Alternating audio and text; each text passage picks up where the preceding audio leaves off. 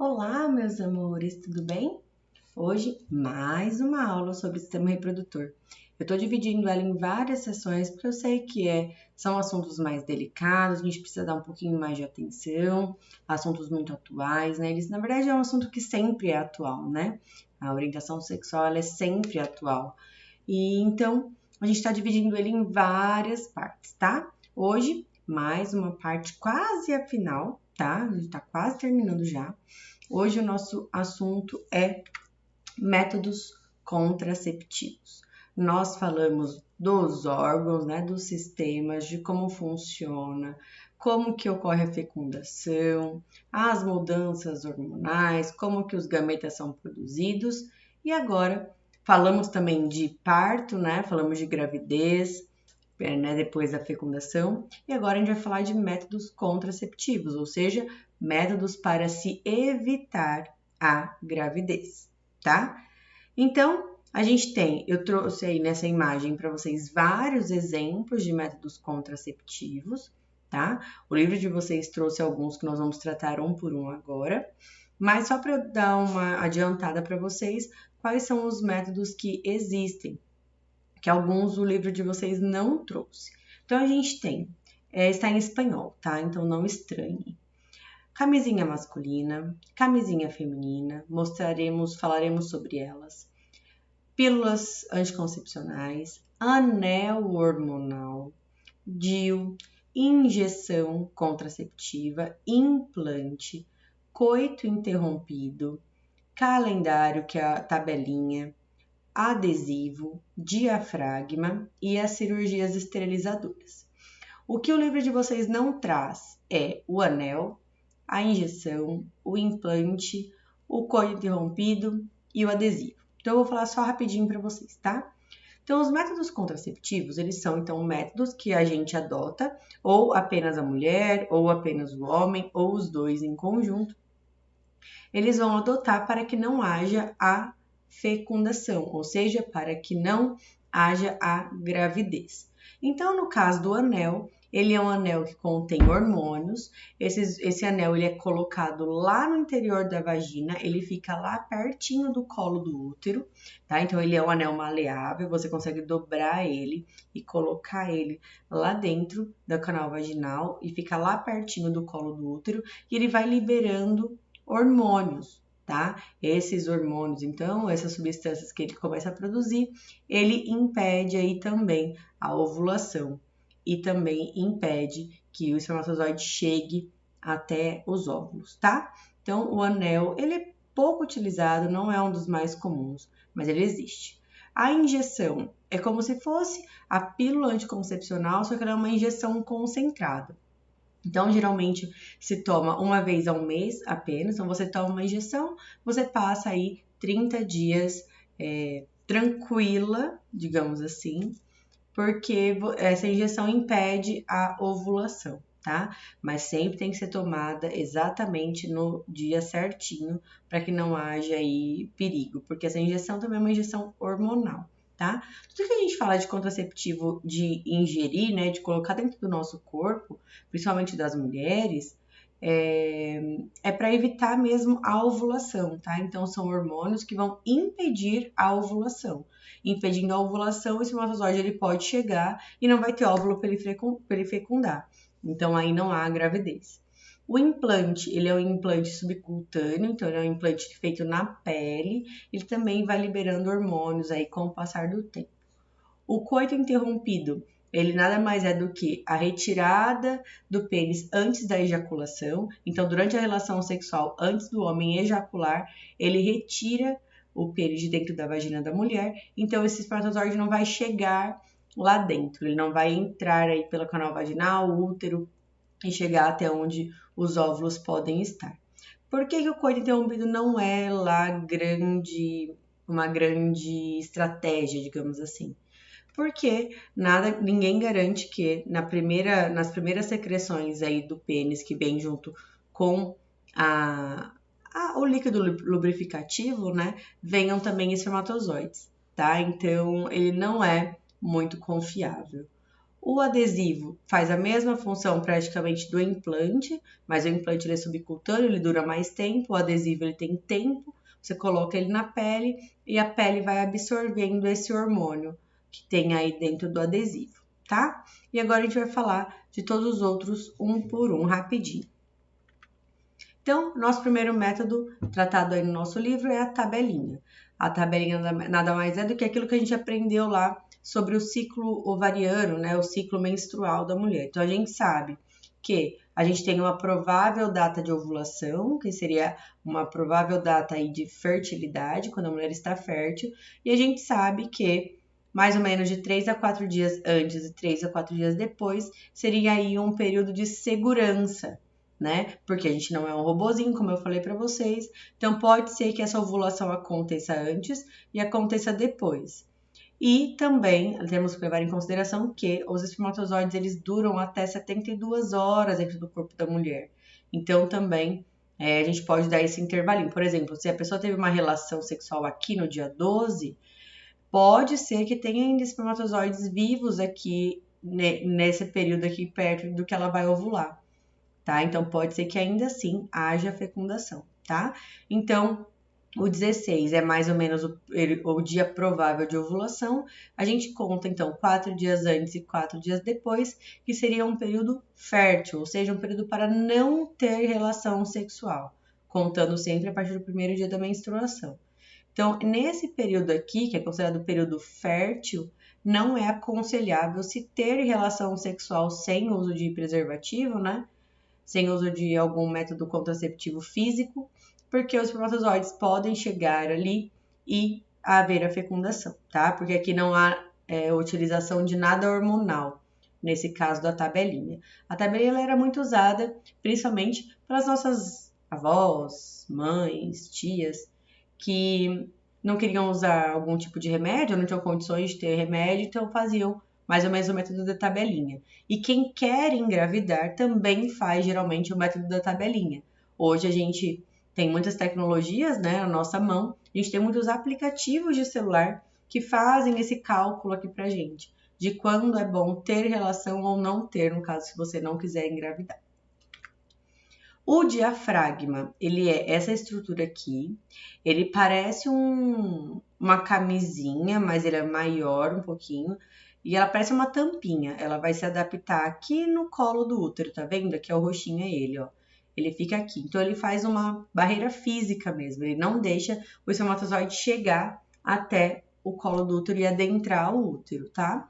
Ele tem, lógico, sua eficácia muito mais garantida quando se usa o gel espermicida, que é o gel que vai matar espermatozoides. Então, a gente tem a barreira física, que é o diafragma, ele também é maleável, tá? Ele é molinho, ele é de silicone, então ele é molinho, você dobra ele para colocar aqui no canal vaginal e ele se acomodar aqui no colo do útero, e você usando o gel espermicida aumenta ainda mais aí a segurança, né? Porque o gel espermicida vai acabar matando os espermatozoides para garantir que realmente eles não cheguem até lá no útero. O DIU, que é um dos mais comuns, mais atuais hoje em dia.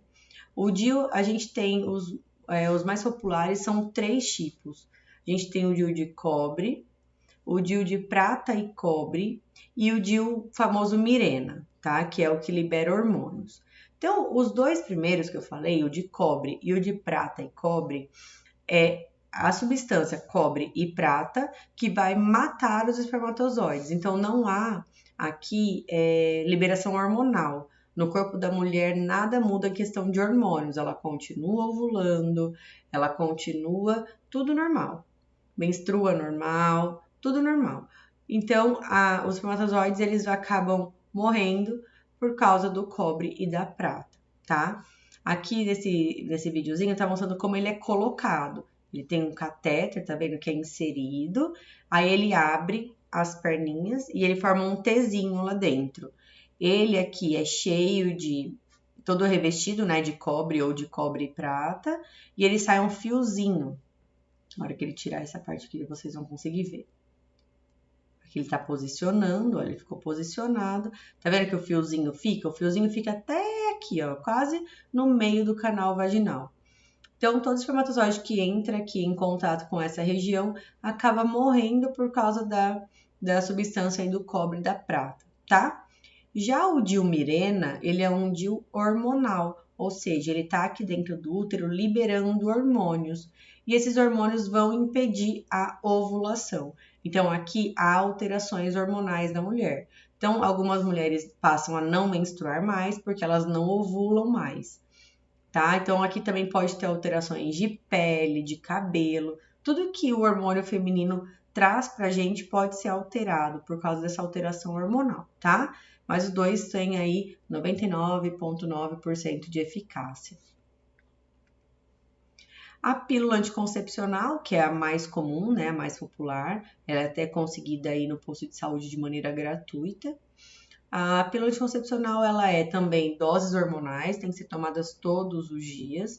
A gente tem várias modalidades de pílula. A gente tem pílula que você tem com ciclo, né, de pílulas de 21 dias, de 28 dias.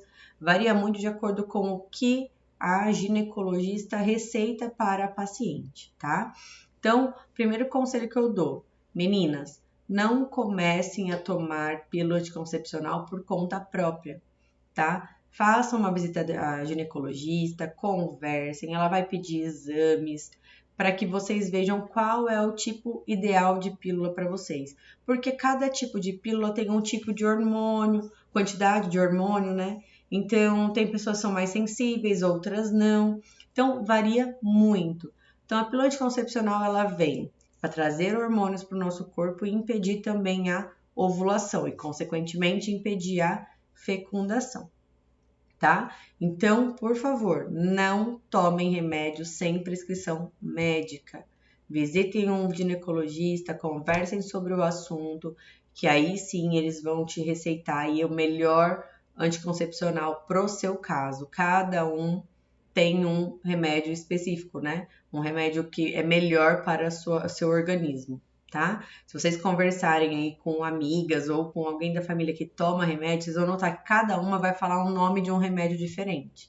É por questão de adaptação mesmo, tá? É o organismo.